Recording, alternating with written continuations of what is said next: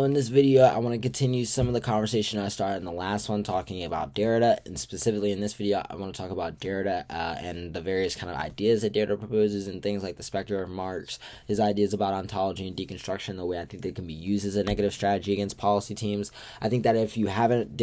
watched the intro to Derrida video that I did before, you definitely should, because I think that it's really good at identifying what I think are some of the key central arguments when I say the words specter of Marx, ontology, or deconstruction. If you don't know what any of those things are, you should definitely watch it, because it's going to contextualize the rest of the series that we're doing in terms of talking about Derrida. And so it's really important that you kind of have that background for how you walk in and for how you are able to attend to a lot of the stuff that's happening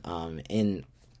this particular set of debates. And I think that being able to respond to this argument on the water resolution, like I said in that video, is pretty important, because I think there are so many complicated histories and ways that talking about some of the ideas that Derrida has written about, I think will really inform a lot of the ways that people talk about stuff on this resolution. And I overall think that it's just good to have the knowledge for how you see these arguments pop up in a variety of places. Even if it's not on this particular resolution, you will probably definitely see it before your debate career is over, because it is one of those things that kind of pops up every couple of years. To kind of start off this video, I really want to start just talking a little bit about like what are some of the pros and cons of like reading this type of argument, and what I think maybe one of the more ideal forms of this argument really looks like against policy teams. I think that when you're really trying to figure out what are some of the pros and cons of it, I think this argument has a really strong methodological push, and it has like a really strong a lot of examples and warrants for why it's true about like the particular framing of how we think about the past and its relationship to how we form the future. But I think that what's also really important is you being able to win that the way in which you're thinking about deconstruction as a particular method is also a way in which you want to relate the relationship between the negative and the affirmative. And I think that doing these type of like framing questions can be like really off-putting to a team that's never seen Derrida before, never really run into these concepts. And obviously that isn't the way that you should like prep your strategy just for like teams that have never seen Derrida before. But I do think a lot of teams that just kind of read the standard framework argument of just like weigh the affirmative versus the critique, or weigh it versus the alternative, I think that you have a lot of really interesting ways to really talking about the process for like how the particular debate in the terms of what competition and debate really looks like once you really start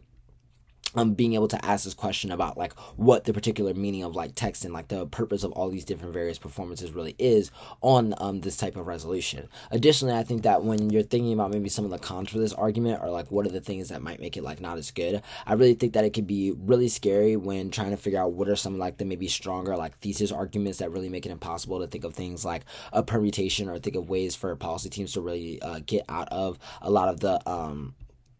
like tricks that you would use with a lot of other criticisms. But I also don't think that that means that this strategy is necessarily impossible to win. I really think it's a question of like how you can win at those types of concerns shouldn't frame whether or not the 1AC itself is good, and then be able to win why the kind of like past and the way that you've kind of framed the past has already over determined the possibility for the affirmative to be successful, and using that to being able to like move some of the arguments that you really want to make. I think that so for instance, when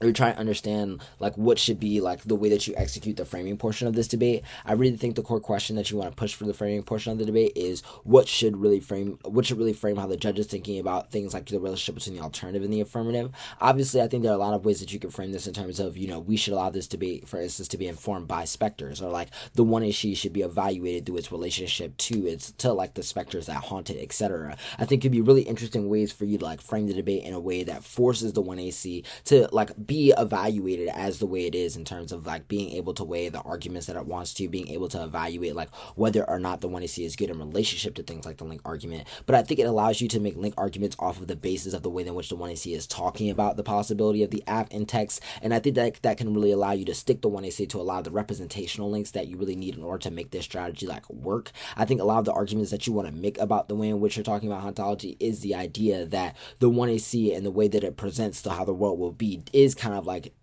disingenuous or uninformed from the way in which the past has already kind of framed what type of political world it will enter into. And I think that allows you to force the 1AC to like take on all this extra baggage in terms of what it's willing to defend. And I think in that sense you can like create a larger basis for your link arguments, even if they're representative. And so then it's just a question of being able to win like an impact comparison that's really favorable for you, because I think on the alternative sides of things, the alternative and link arguments have a really interesting like relationship that I pointed out with some other criticisms, where they really feed each other in terms of like the reasons that you're winning, for the reasons that you're winning, why specters kind of like haunt the 1AC, and why there's kind of like this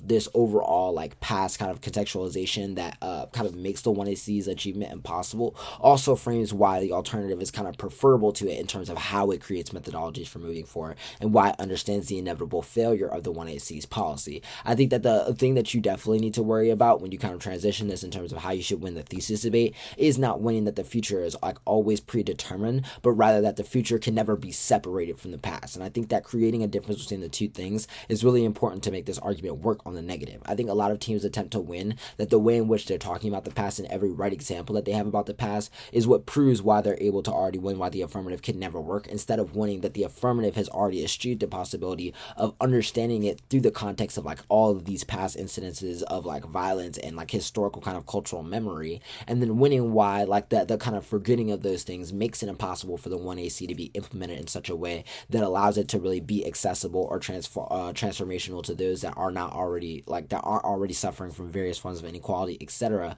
I think it's really the play where you start to push this thesis thing into a place where you're not fighting against them winning that like things just can't change in the future, because I think that when you do the part where you're trying to win that the past just always overdetermines the future, you set yourself up for like an onus or responsibility for defending the arguments that requires you to win like really strong like thesis level claims in order for you to win the debate, that I think can get really overwhelming when a team has like compelling examples, especially depending on like what type of affirmative they're reading and like the ability for them to build specific examples out of their affirmative. And so I think to kind of like lower and change that threshold, you need to shift into having a conversation that's about like why the affirmative is kind of like taking the onus of creating that separation, and why the criticism is kind of this necessary corrector to that, but the permutation can't resolve it, because like for instance in a world where you've like considered these contextualizations, the usage or the existence of the state or the usage of the state to solve these particular issues doesn't make sense, because they reside somewhere outside of like these institutions' ability to like implement policy. And that can be part of the arguments that you really want to make about like the possible access to the existence of these institutions.